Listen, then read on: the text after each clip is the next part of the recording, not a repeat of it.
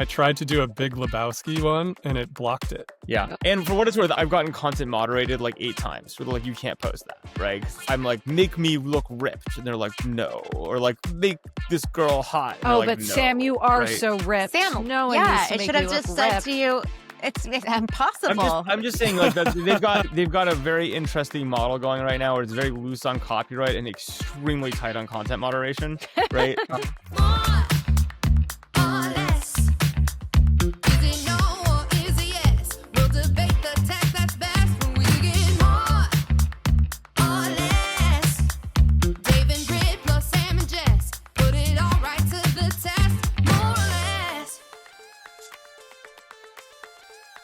Why, hello, friends. Welcome to More or Less. Morans, how's it going? We're good.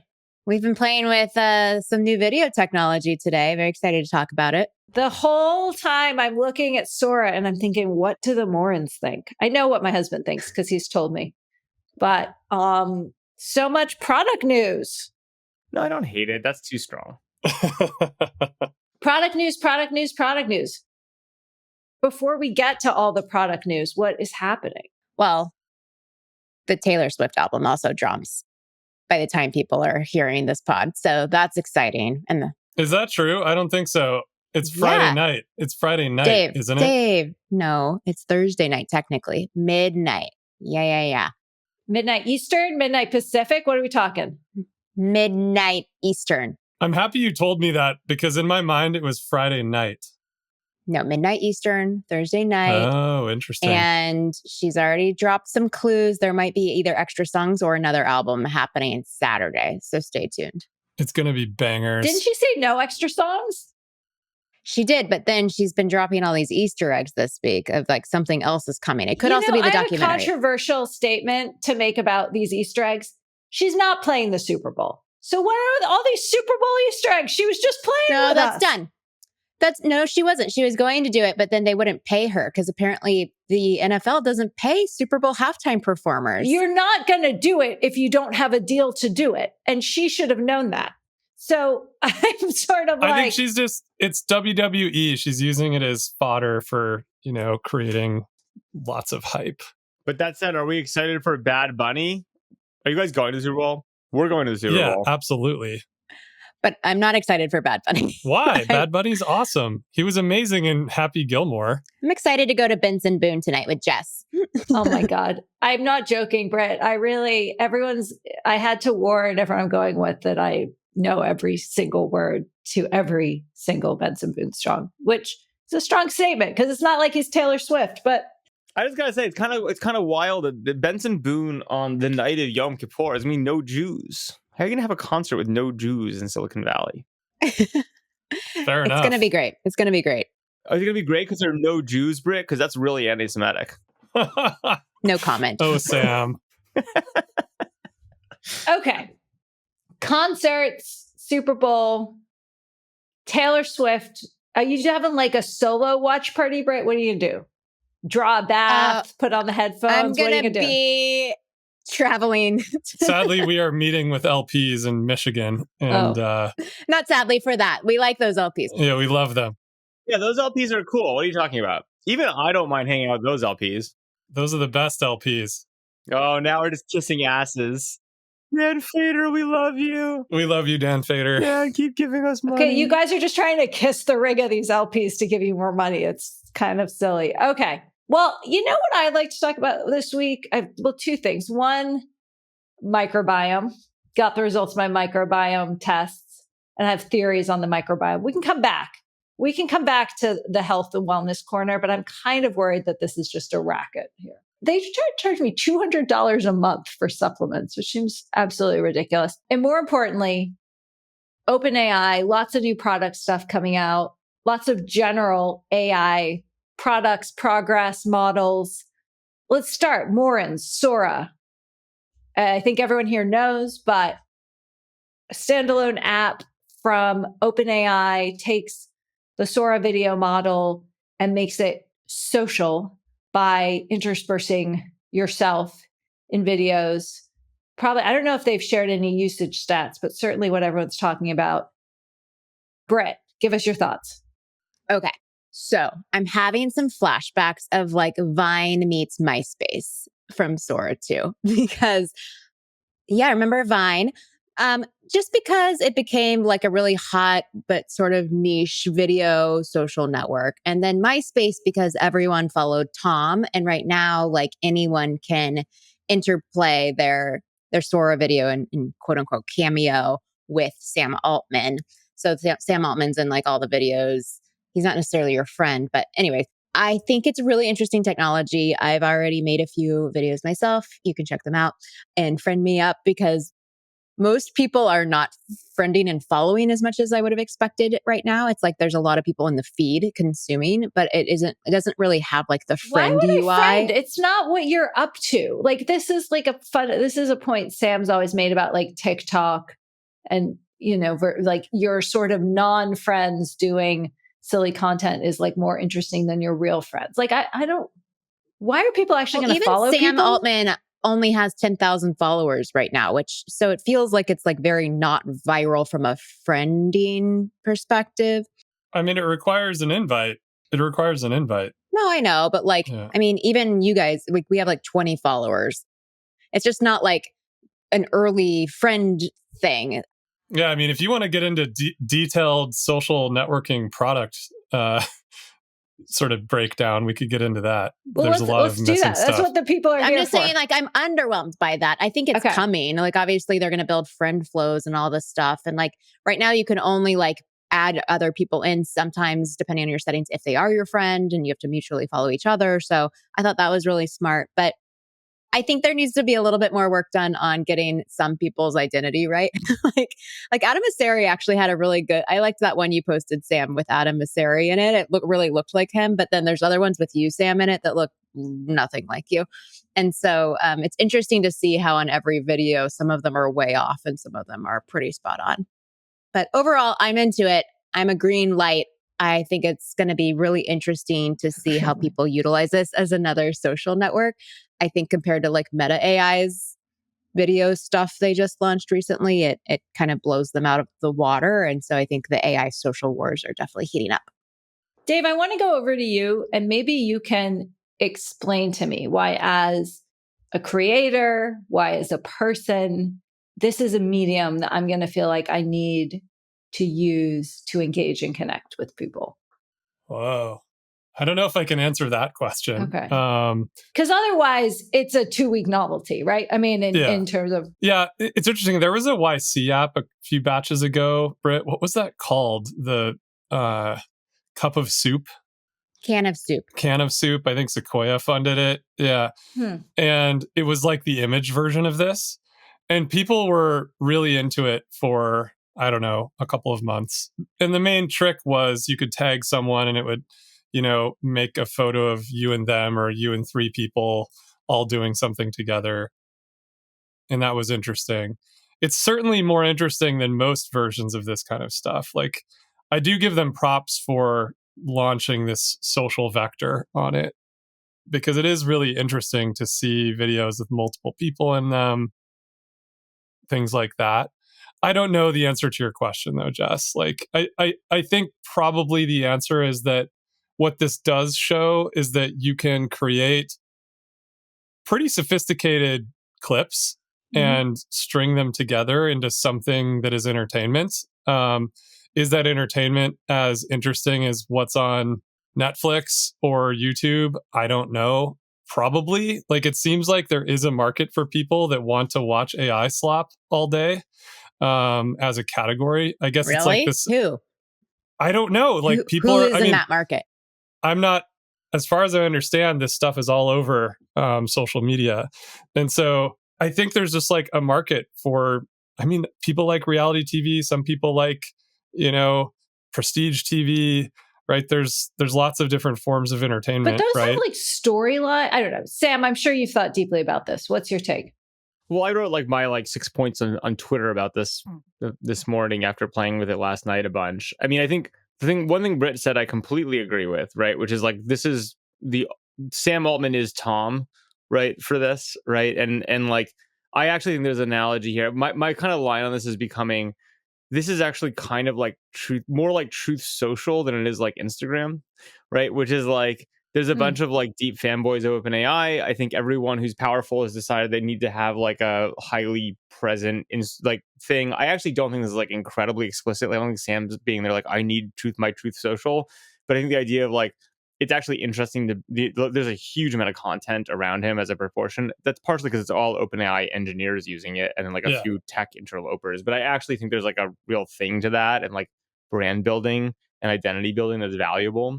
There is sort of an irony to Sam making himself the cult leader of OpenAI and that he owns 0% of OpenAI. And it's just interesting because you have these cults in tech that are fundamentally based in control and ownership. Now, you could argue Sam effectively has this. Is that true?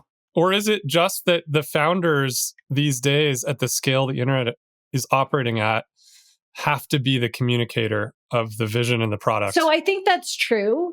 But I think the part of that reason that works, again, there's a lot of variables that have to come together to create the founder, cult leader, tech person. But it's just interesting to me that like the root of that is actually founder control. And then of course, like kind of. I think that there's a changing dynamic though, which is that we're all still stuck in last century's framework of wealth and power and control, which was very much based on cap tables, capitalism, etc.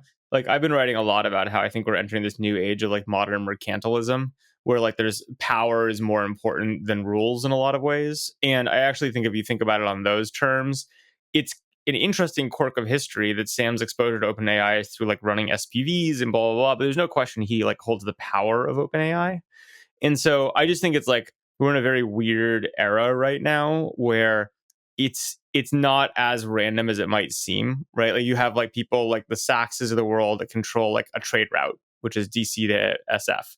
You have Sam and Elon sitting on like as like merchants on the trade route between like large scale capital in the Middle East and tech, right? Yes. And like infrastructure. We bent everyone's ears off about mercantilism. No, I understand. I'm just saying, like, I just to reprise it. Like, I think for me, like the way to think about Altman is that like he is like, even though he is not an owner in like the traditional sense, it kind of matters less these days because he's going to figure out how to get paid when he wants to get paid, and what's more important is the power. I thought he had a package now.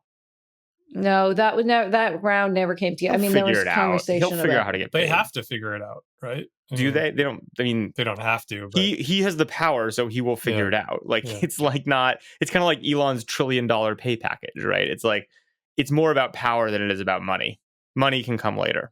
It's also, I don't know. I think it's also about good products, right? Like you can't, in this world anyway, get this level of power without a great product, right? Like this wasn't actually meant to be critical of Sam in any way. This was meant to be. I wasn't trying to say he was unworthy of this or anything. That's the thing about it. Like there's just a relationship between story and money and power and product. These things are all interrelated, right? And they feed off each other. Like, and so I just don't think it's like you can look at it as just like a single thing. We were very purist in our era, Dave, of like product first and whatever, and capitalism first. Sure. Like, there's an old era, the most profitable companies in the history of the world, which were last generation's tech companies. This generation is just like a very power-oriented world versus a money and like capitalism-oriented world, is my view. Look, the other points that I made in this post I'll point out again is like one, I think the legal stuff is pretty hilarious, which is like it's kind of just like a total send it on like copyright. Yeah, Hollywood screenwriters don't think it's hilarious. They've been messaging me all week. Like the amount of Pikachu running around this thing is like wild to me, and it's just like it's like Nintendo. It kind of, again, this goes back to like power era versus law era, where they're just like whatever, come after us. I think like at the same time though, Sam, I tried to do a Big Lebowski one and it blocked it. Yeah, and for what it's worth, I've been blocked several times because the problem they face versus like a TikTok or whatever is if you're just going to go for like the content is valuable or the content is engaging versus like actual deep information or things like that. I've gotten content moderated like 8 times. So like, you can't post that, right? Because it's like, I'm like, make me look ripped. And they're like, no. Or like, make this girl hot. And they're like, no, right?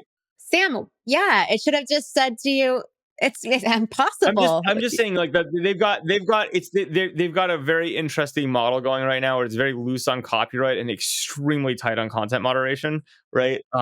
Which is just a funny mix. the tech is cool. The app is kind of like juvenile and a lot. Like it's still very early. It's very buggy. There's like the social features don't really work. It's not clear it's going to be the social network that they want. Like in the story used to be like you're going to need a social network to pump original content in for like building models that are exclusive or whatever. And it's currently not set up for that. And then look, my big question on the whole thing is this. It's kind of a weird, uncanny valley to me. Because here's the thing. What's cool about it is like the glibbly, like the cartoons people are doing is it's clearly going to be a fad. People are going to play with it. It's fun. But like its edge is like the production value. But it's kind of weird because if you think about like the internet and what matters, like I'd actually argue that like production value doesn't matter, right? Like it's like if you think about like stand-up comedy being super popular, if you think about kind of the message being the key thing, like it's not clear that taking like a great tweet and turning it into a video with high gloss is like actually good, right? Which I think will be the interesting thing to play out. Is like I'm not sure this entire direction makes sense. It feels a little bit like obvious course and speed, which is we should make AI do things that are more and more production value, whatever. But I just don't think that's actually what creates engagement. Well, I was actually thinking of it from a different lens, like more of as a creator tool. I would actually find a lot of value in this because if I need to be posting a lot of Instagram stories and TikToks and things, but I don't, as a woman, you don't want to be all like polished every day and have perfect makeup and all that stuff. And I know like the internet doesn't But it necessarily doesn't want look that. like you. Okay, let's assume that it gets better. And that actually even my audience doesn't care if it's me or not me, but like is interested in the content I'm presenting because maybe it's educational or something. Like all the talking head videos you see on Instagram already. Like why wouldn't I use this to help make those videos? Devalue the content format to the point that no one cares of like the talking head, right? Like the interesting dynamic on this is like I'd rather just read the tweet to some degree. I don't think that's true for most people though. Here's the thing. I like what, I noticed Sam Altman said something on Twitter like a couple hours ago that was like, he was surprised at how seeing all of these AI videos of himself was not as crazy as he initially thought it would feel. And that's been the thing that I've been experiencing using this, that I initially was like, I hate this. I hate AI slop. I don't understand why. Like that. Dave, I think 90% of our listeners know what slop is, but for the 10%, tell them. Slop is this idea that AI creates this very low quality type of content that I think the word uncanny valley has been used a bunch of times already this episode, where you just feel like there's something wrong. It's like, it looks sort of right, but sort of not, but everyone's creating it anyway. It's just kind of crap. It's like if you're a pig and you're being fed slop in a slop tray or whatever they call it, a trough. It's just like you're just eating out of a trough. Slop is also an overall commentary on the entire internet right now. Like a lot of dead internet theory, great theory and true. Is the dead internet theory that like links and the whole architecture of the internet is changing, or just that the content's become so shitty? I just think the thing that people don't understand enough is like the reason the internet's valuable is because it's an economy. It's not valuable because it's technology. It's valuable as an economy. And that economy was set up in such a way to pump interesting information and unique commentary into it and like products and capitalism, and did a really good job of that. And dead internet theory basically says, for a while, nothing lasts forever. And like the basic point is you replace the economy, which is all the people creating shit and unique things, with just like a bunch of machines doing it. And like it kind of looks the same at first blush or looks similar at first blush, but there's nothing behind it. It's just like all of a sudden you're like just looking at like random television ads forever that have no basis in anything. And there's no economy, there's no trading behind them. So, and that just like kills the internet because then you have no economy. There's nothing of value there, right? And the version of this with content, I think actually everyone that's listening, you've probably experienced like an email sent to you that feels like it looks really nicely written, but like the soul seems to be missing from this thing, right? Like I think everyone's kind of experiencing this thing where Dave, you're like, I is can this probably AI? count the number of soulful emails I've received in the entirely being online. And I mean, but even before AI, I'm not sure. Yeah, and before we started the episode, I was talking to Sam about this problem that we're having in receiving pitches at venture funds right now, where we have founders that show up and they will start showing me their idea, and they'll clearly have vibe coded whatever it is they're showing me. And they'll be trying to explain the idea. And it's clear they don't actually understand the idea, and that the AI actually created kind of the middle of the idea. And I've been calling this idealist ideas lately, because there's enough of it happening that it's starting to be a pattern. And I'm like, what does this mean? And it's very similar to when somebody will pull out their phone and they'll read something that ChatGPT taught them or said to them. And as they read it out loud, they're like, isn't this profound?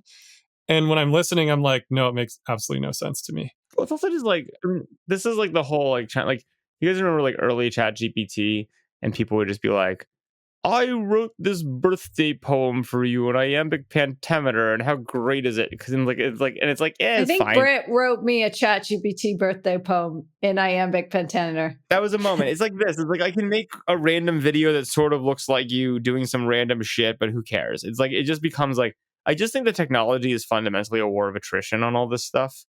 And like people will hack around with it for a while, but the whole point is like use technology to bootstrap real economic value, or like a real network of, and like whether it's headless startups, right? Where like, actually the reason I care about the idea is I'm actually trying to evaluate the person. But if it's just like a chicken without a head, then like even if the chicken meat is good, it doesn't matter, because like the whole point was the chicken head, like to some degree, or like the slop on the content people are producing. It's like, But here's the thing about Sora, which I think is nuanced but interesting. All it has to be is entertaining, right? Like if this feed is as entertaining as Instagram's current slop or TikTok's current slop, then it doesn't matter, right? Yeah. Like if this feed is like a new kind of content, and I'm not necessarily saying what it is today, right? Like what it is today on October 1st, 2025 feels like a more evolved version of the last video slop that we just saw over the last 6 months, fine. But if it's directionally going in this way where people can use this set of tools identically to how they use Instagram's video editing tools to create entirely AI entertainment that is actually entertaining enough to like create an engagement pattern, to create an economy, Sam, then you've got like something new and interesting going on. And it does feel like there's like glints of that in there, despite how kind of baby the app is. That's the over, and it might I'm happen. not sure I believe it, but it's like worth talking through. It's possible. That's the over. Yeah. I think the under on it, even when you think about think about it this way, which is like, in the world of TikTok and Instagram, they basically encouraged actually quite a bit of economic activity of people trying to like come up with cool scripts and differentiate themselves and use lighting and do all these like interesting things, right? And that's actually the interesting, innovative part that gives people this whole wide range of toolkits to experiment with and play with and try to create edge for themselves. Like there's a whole game to it and like a social currency to it. The interesting question is if you reduce that all to just prompt engineering and like copying people, if you make it like you basically in some ways like creating less expressive tools with like less angles, even though the content that comes out of it might look more polished.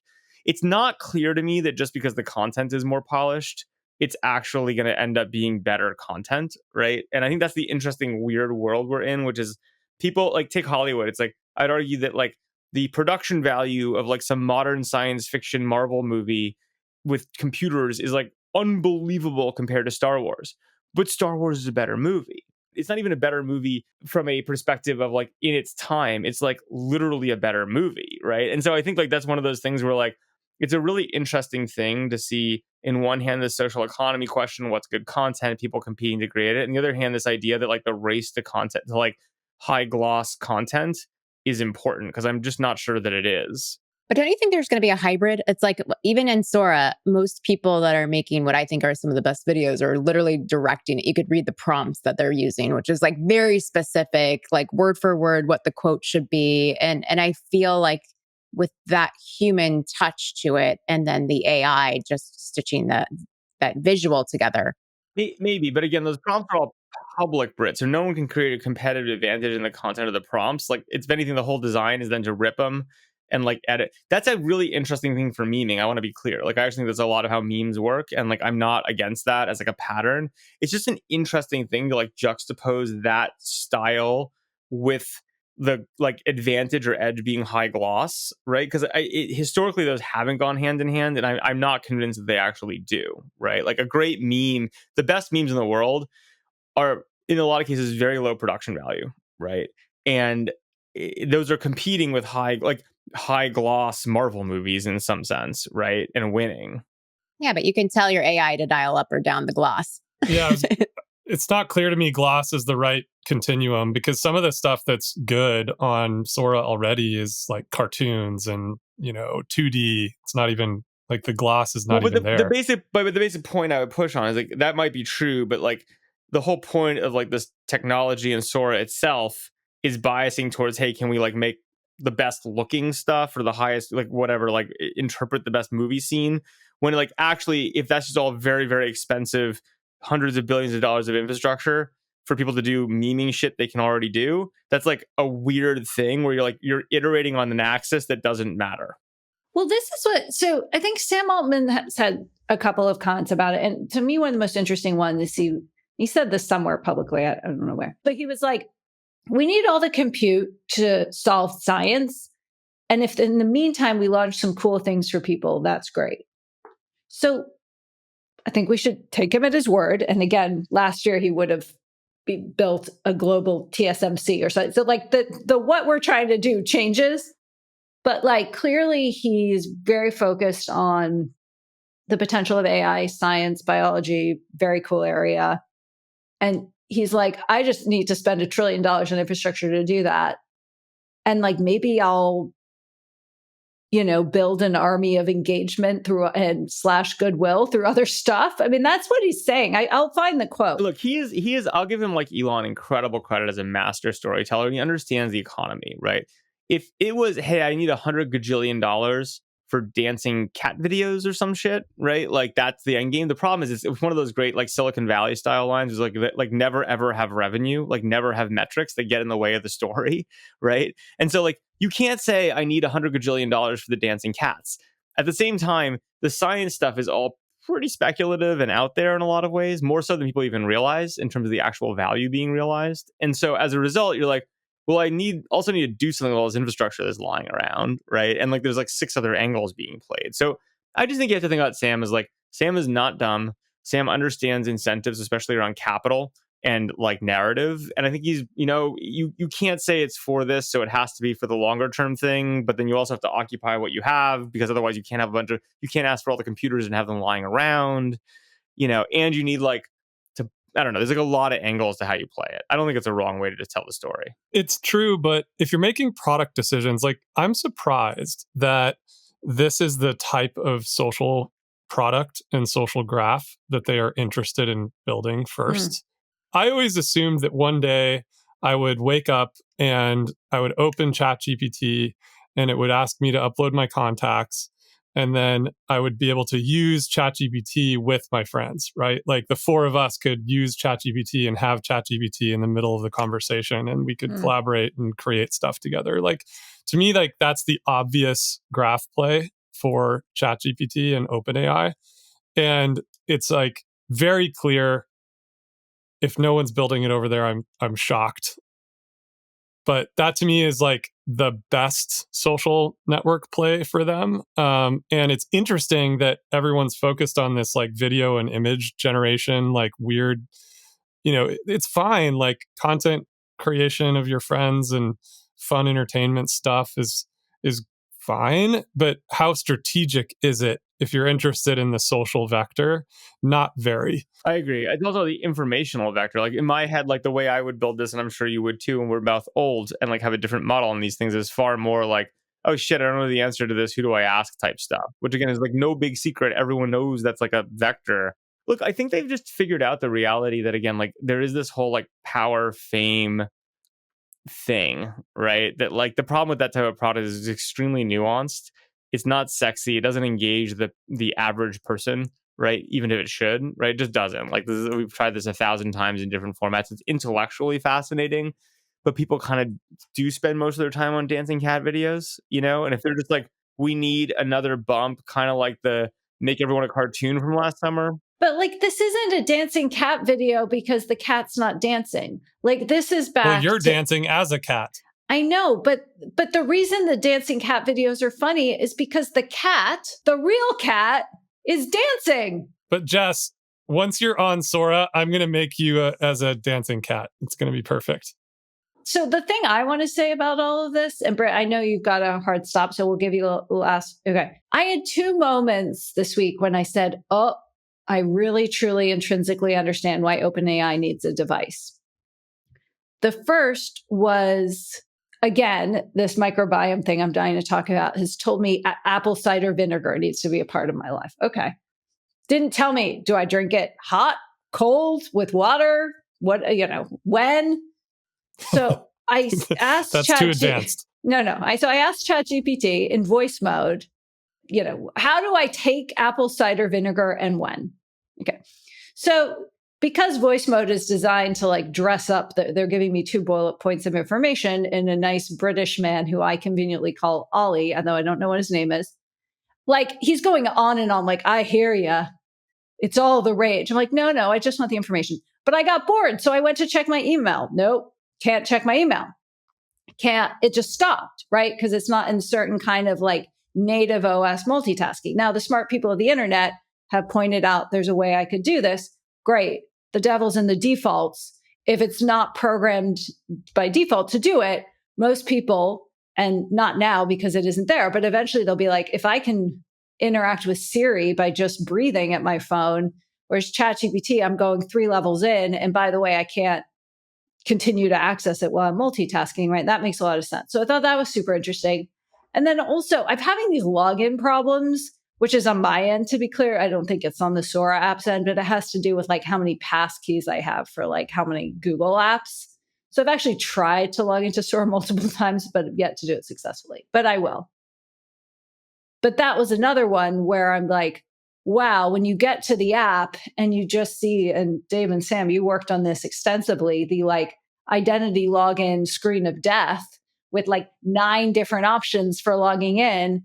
It feels like it's 2008 again. And we're fighting over like identity access points into all these services. And I imagine if you're ChatGPT, you're not thrilled about having, yes, you can log in with chat, like, but having, being like one of 12 as opposed to, having some native experience. So I don't know. That was we know they're building a device. So I'm not telling people something they don't know, but especially that, like, listening to Ollie on apple cider vinegar, I'm like, I should be able to let him drone on while I'm looking at my email. Thoughts? In your meta glasses. Yeah, this is the same problem with all technology. This is why everyone hates the gatekeepers, right? And someday we'll all be mad at, the limits that Starlink puts on the devices 1 level up the stack from there, right? There's a difference between wanting it though and getting it, and I think that's the problem. Everyone wants, a neural implant, but no one can get between them and the brain, right? You want a neural implant, Sam? No, every company. Oh. Yeah, no, that's a good point, Sam. And OpenAI's hardware success is far from guaranteed, right?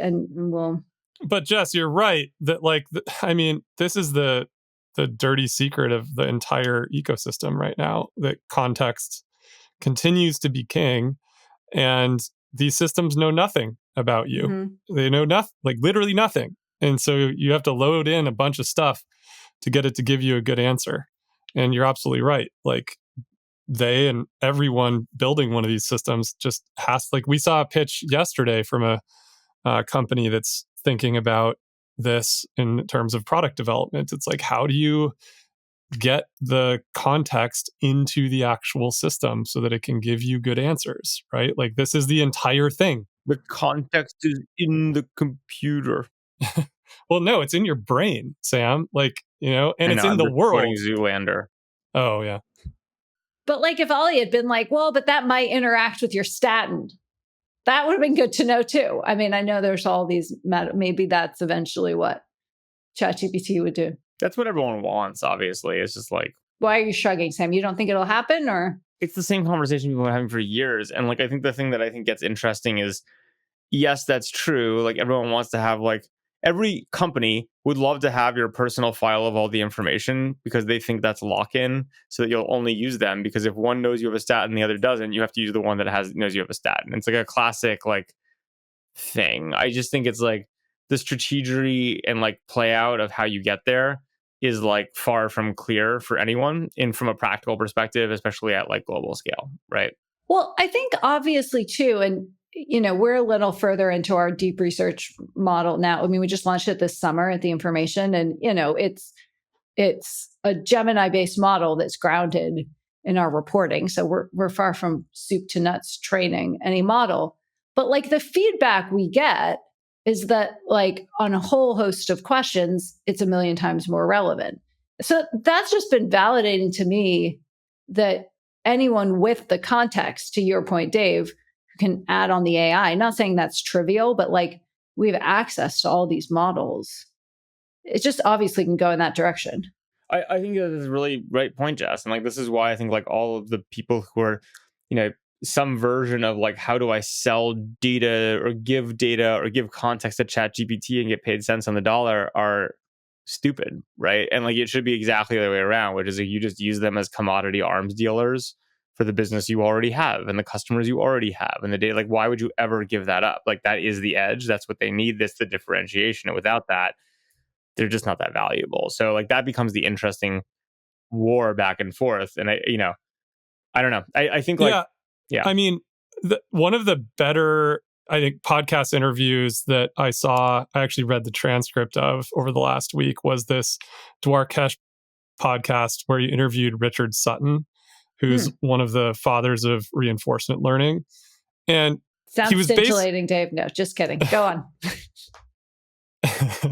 It was really interesting because Dwarkesh was like trying to make the assertion that LLMs are the be all end all of AI. And Richard Sutton was basically like, no, actually, these things don't know anything about the real world. Like nothing. They don't know anything about what's going on in your head. And that's a problem because they're not able to predict anything about the future. They can predict what the next token should be, but they can't actually make an assertion about the actual future because they don't understand the data in context. And so it was interesting. They actually got into a pretty intense argument on the podcast. And I actually thought they both did a great job. But it was like, I think that this is a huge point that people just aren't talking about. Do you think enough. all the wearable devices that are like always recording are going to A, take off, and B, help solve this problem to some extent? There's a new necklace that became like Twitter buzz today called Taya. Oh, that one will work different than all the other ones before. That's marketed to women, ex-Apple designers, engineers. That $1 billion right there. Ex-Apple. And I know everyone else, I mean, Humane was the very first one that did this. I just like, why are people continuing to build this stuff? And they're sort of like relying on this premise of like, well, if we record everything about your day all day and we really understand how you're talking and what you're thinking about as you're in your meetings and you're in your dates and you're with your kids, like we can do a better job. So here's the thing, Britt. On one hand, I got to say, like, this is where I just feel old, right? Because on one hand, I'm extremely sympathetic to this because like, I spent a lot of in my 20s, I was like really into this concept of just like record everything and over time becomes valuable. I mean, a lot of the early stuff I did at Facebook was like talking about like, how do we think about this as an economy where like there's an incentive to write everything back that isn't just feed distribution? Can we become the consolidated, like public intentional record? People want all this data in one place. And there's incredible ad targeting benefits to it. Like there's this shimmer of an economy, an idea that you could do this and it becomes super meaningful. And so the problem I have at 42 is I look at a lot of this stuff as like very mid-wit companies where I'm like, as a 20-year-old, yeah, like, of course, just record everything. And then you're going to have the insight you need. And like, look, their AI does make it relatively easier. Like there's some angle that maybe it's true now, but I'm fundamentally pretty skeptical of like the dynamics around it in a whole bunch of levels. Same with health. People are like, your Oura Ring you're going to need the Oura Ring data, which by the way, I'm wearing these days. You're going to need it because in 20 years, some doctor, you'll have some disease and they'll look at every data point of your heart rate ever and therefore diagnose you better. And I just think like, it's a nice theory, but there's a bunch of pitfalls with it in practice, right? That just makes me quite skeptical of it beyond like a 20-year-old kid theory, you know? Dave, I'd like to listen to that podcast. I mean, there've been a lot of discussions and really interesting debates about like LLMs versus other reasoning models and like how far they'll get. And it does seem like it's just sort of an interesting dividing line in research. And, you know, today's like frontier models are like LLM pluses, right? They're LLMs and then they've got different capabilities kind of glommed onto them, but they're still fundamentally text prediction kind of things. And I'm hearing more and more about like Fei Li at Stanford has something called a world model that she's been talking about, and then various reasoning models that can get from like, if the state of the world is here and these things happen, where's the state of the world? Yeah, I mean, that's the thing, right? It's prediction versus understanding, right? Like, you know, it's these things can predict the next word, but do they understand why they're predicting that next word, right? Like, it's a really simple thing actually to talk about, but people are so hyped up on LLM that they're not actually kind of stopping to say like, well, okay, maybe you could build a world model. I don't even know what that means. Like, nobody's actually really made one that any of us are using. Like, we're all using these LLMs and they're really good at predicting things. But like, in order for it to have a sense of what to tell you about the future, it has to know like so much more data, right?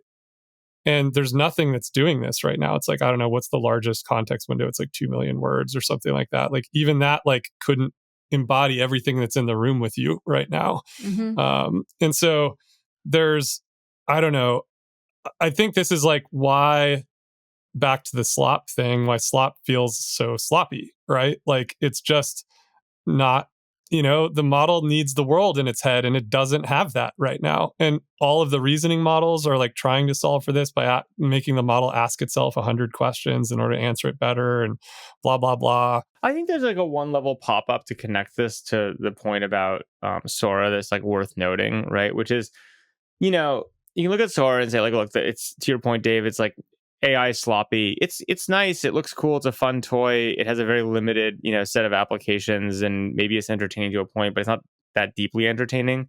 You kind of abstract up. You're like, the entire era of LLMs we're in, it's kind of the same story, right? Which is like, it's fine. Like, they're kind of commodity. They're not bad. You know, they've ingested the internet one time and kind of they're in the process of destroying the economy of the internet such that there's no more internet. So, the question of like how you go from there, I think everyone thinks of these as kind of like shims on a narrative. So like the Sora is like a shim on the AI narrative for now. It's not the purpose of all the compute, but it's like fine on the path. LLMs, I don't think anyone super in it believes that those are the paths to like understanding everything and having super intelligence or AI. It's like much more complicated than that. It's going to be other models, and be other things, but it's like a step on the journey of bringing people along and raising tons of money or whatever to then go after the bigger opportunity. And I think the problem with all this for me is it's still very religious, right? Like, when you back it all out, you're like, none of these are actually good businesses. They're kind of like product and growth shims towards something, but no one can really tell you what that something exactly is, right? Or how it's going to work as a business or what the economy of it is. And it's just a very dangerous game to play. I mean, people need narratives. If it ends up being that like this, you know, the entire infrastructure AI spend we're doing right now is kind of our version of Chinese housing, where like we just spend like a gajillion dollars on it to prop up our economy while we're waiting for something, then fine. But like, Or fiber optic. What's that? Or fiber optics in 99. Fiber optics, at least that ended up being productive. I mean, there's a Chinese thing. They've just built a bunch of housing. Even if you want to be even more cynical, you'd say like Putin in Ukraine has dramatically propped up their economy, right? Like, very cynically, right? Like, but it has propped their economy. And like, if we didn't have AI right now, we'd all be in a world of hurt. We need narratives. We need long-term play. Building a bunch of computers long-term probably is helpful. No one knows exactly how. And right now we're kind of on these like hype wavy things we know don't end anywhere that important, but they're better than nothing, you know? Better than nothing. What do you mean by that, Sam?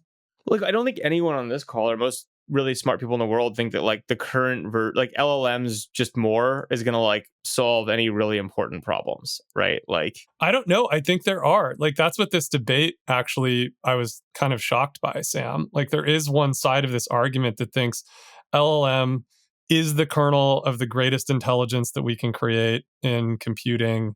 And therefore, that is the thing that we're going to build on top of. I don't know, but if you really push people, what they kind of get to is the yada, yada, yada, where they're like, because LLMs will help us then discover the thing that is the thing, right? Like, I don't think anyone thinks that just expanding LLMs and the current technology is just like, there was an era of people were just like, just throw 2 orders of magnitude more compute at it and the game is over. And like, I think that narrative is done. It never made sense. But it's like capital seems to be going that way. Capital doesn't know what it's doing. I know. Well, yeah, but like this amount of capital. No, they even know less because they just need somewhere to put it all, and they're on a trade route. Yeah, that's fair. And they're all just hoping that they're gonna build the data centers. Trust me, if you said you were building the data centers for Sora, they'd be really worried, right? It's not that it's a zero, but if TikTok's worth $14 billion, you can't build hundreds of billions of data centers to make a slightly better TikTok optimistically, right? If you told them it's for ChatGPT, they might be a little more excited, but if they're really introspective about it, they're not going to be that excited about that either. So it's really just like a waiting for Godot play, being like, these are like steps along the way. They're part of the narrative, and there's some really important island we're going to. And it's just super risky because no one can really articulate what that island is or why or how it works, right? Or why it's a good business. It's not unreasonable. We've all watched science fiction and we all see The Matrix. What Ilya's trying to do at SSI, right? So Ilya, former OpenAI co-founder, and he's saying, we're just going to go, and because of who I am, I can raise a ton of money, which is still a maybe not. And we're just going to straight shot super intelligence and not do anything else. I know several also very smart individual tech people who are like, I'm going to do super intelligence alone, right? Like not just one. I've talked to several Talk about the solo entrepreneur, the solo super intelligence. No, seriously. I have talked to 3 people in the last month that are all very, very smart, successful people who, when you're like, what are you doing? They're like, oh, I'm working on super intelligence. I'm like, with what team? I'm like, just by myself, right? Which means LLMs. Well, by myself with a bunch of computers reading papers for me, sure, and condensing them, right? Yeah, so and writing code with LLMs. Right. So there is leverage in that, but it is kind of a hilarious. Yeah. Okay, team, what else? Before we wrap, anything else catching people's eyes? We have a government shutdown. I don't think any of us are experts on that. Does that mean we have to pay our taxes on October 15th, or can we skip those? Oh, yeah, that's a good point. No more taxes. Wait, what? Are taxes? Are they actually still due on October 15th? What? No? Anyone know? I assume we have to pay our taxes. I do know that the Blue Angels aren't coming to San Francisco anymore, which is a huge bummer. Because that's what the Chronicle says. The Navy's not bringing the ships or the Blue Angels. Welcome to elitist, crappy Silicon Valley impact of the government shutdown. There are 2 things. One is we're not sure if we have to pay our taxes quarterly, and 2, we don't get the Blue Angels. Wait, are those things related? Did I misunderstand? Why? Wait, but Dave, were you saying the Blue Angels aren't coming because of the government shutdown, or did you read the? Oh, okay, no, because of the government shutdown, the Blue Angels and the Navy ships that comprise of Fleet Week in San Francisco are no longer happening. What will all the fancy Pack Heights rooftop people do for their parties? Where do they have their parties? It's going to crush the San Francisco economy. I bet this was Trump's plan all along, as he just wants to fuck San Francisco. So he'll shut down the government so the Blue Angels won't show up. Yep. That must be it.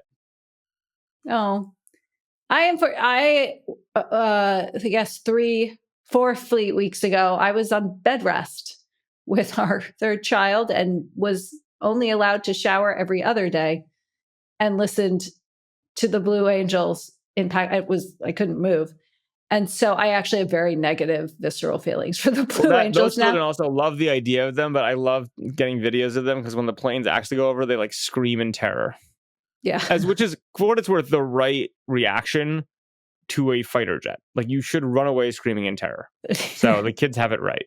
It also has a whole new meaning in this era where Trump's like, we're going to use the military in American cities for like show of force. You're like, wait a minute, those fighter jets, are those the Blue Angels or something else? You're laughing. I'm not sure we should be laughing. I mean, this is another. You have to laugh. You have nothing to do but laugh. There's nothing else to do. Yeah. Okay, friends, it's been another week. Thanks for the good conversations to all our listeners. We appreciate you. We love feedback. And we'll see you back here next week for another episode of More or Less.